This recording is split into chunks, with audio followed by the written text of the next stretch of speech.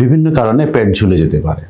এর মধ্যে অতিরিক্ত চর্বি জমা হতে পারে, অথবা মাংসপেশির দুর্বলতা হতে পারে, অথবা অ্যাসোসিয়েটেড হার্নিয়া থাকতে পারে। যে কারণেই হোক না কেন, আমরা এই অতিরিক্ত ঝুলে যাওয়া পেটের চিকিৎসা আমরা প্লাস্টিক সার্জনরা করে থাকি। আমরা কারণ নির্ধারণ করি, কারণ নির্ধারণ করে যার জন্য যেটা প্রযোজ্য সেটা করে থাকি। কারো যদি শুধুমাত্র অতিরিক্ত চর্বি জমে থাকে এবং অল্প পরিমাণে ঝুলে থাকে, সেক্ষেত্রে শুধুমাত্র লাইপোসাকশন করে এই পেট টান করা সম্ভব।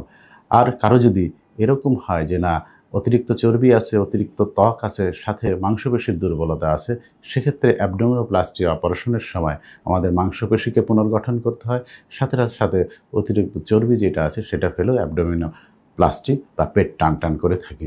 আর কারো ক্ষেত্রে অনেক সময় ভেন্ট্রাল হার্নিয়া বা পেটের নিচের অংশে অথবা মধ্যবর্তী অংশে হার্নিয়া থাকে। সেই হার্নিয়া অনেক সময় আমাদের রিপেয়ার করে তারপরে ওই সেটিংয়ে আমরা অ্যাবডোমিনোপ্লাস্টি অপারেশন করে থাকি।